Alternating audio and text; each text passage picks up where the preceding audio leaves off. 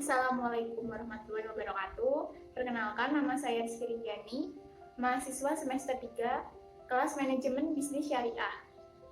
NIM 195211095. Di sini saya akan mempresentasikan sedikit materi yang telah disampaikan oleh Bapak Rofi dalam mata kuliah Tafsir dan Hadis Ahkam Muamalah. Langsung saja kita ke materi yang pertama. Materi yang pertama adalah makanan halal. Kita sebagai umat manusia, khususnya umat Islam, kita harus memakan makanan yang halal dan thayyib. Halal dan thayyib ini maksudnya kita memakan makanan yang bersumber dari hal-hal yang baik dan halal, tidak menyimpang dari ajaran Islam. Jika kita melihat Quran Surat Al-Baqarah ayat 168 yang artinya, hai orang-orang yang beriman, makanlah apa yang dari bumi dan halal dan thayyib, dan kalian jauhilah setan, karena sesungguhnya syaitan adalah musuhmu yang paling nyata. Kita diharuskan untuk memakan makanan yang halal dan thayyib, artinya kita harus memakan makanan yang sesuai dengan tuntunan agama, tidak menyimpang dari mutu agama dan tidak merusak kesehatan kita.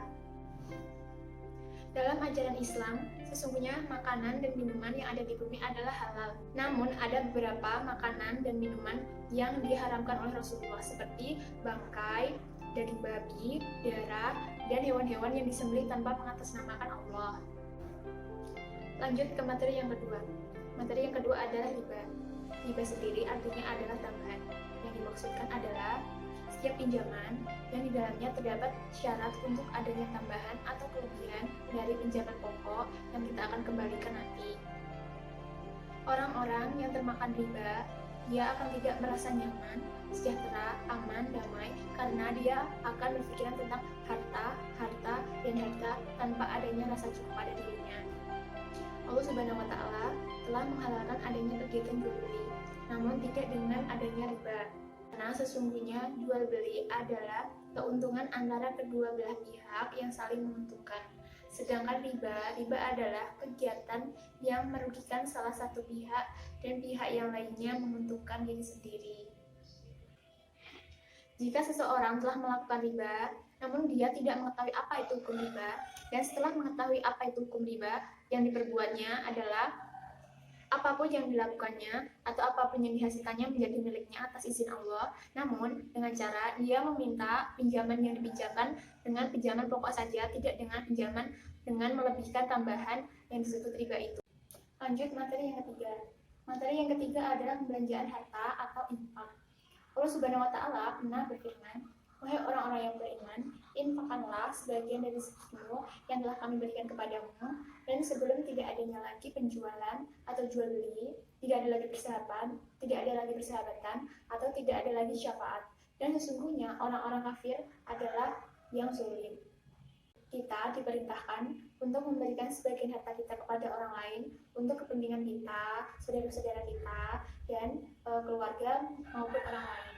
Menurut Musyafi, infak itu dibedakan menjadi dua, yaitu infak berupa zakat yang sifatnya adalah wajib dan sedekah yang sifatnya sebagai sunnah.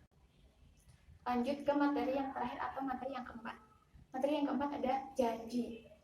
Allah pernah berfirman, wahai orang-orang yang beriman, penuhilah janjimu. Hewan ternak tidak dihalalkan bagimu kecuali yang disebutkan kepadamu dengan tidak menghalalkan berburu ketika kamu sedang berhaji maupun sedang berumrah. Sesungguhnya Allah menentukan hukumnya sesuai dengan yang Dia kehendaki. Janji yang kita ikrarkan baik kepada Allah maupun kepada sesama manusia, kita harus melakukannya seperti kita janji kepada Allah, selalu beriman kepada Allah. Artinya, kita harus senantiasa menjauhi larangan dan menjalankan segala perintahnya. Sedangkan janji sesama manusia, kita harus melakukan apapun sesuai dengan apa yang kita lakukan atau kita janjikan kepada orang lain atau kepada orang yang telah kita janjikan.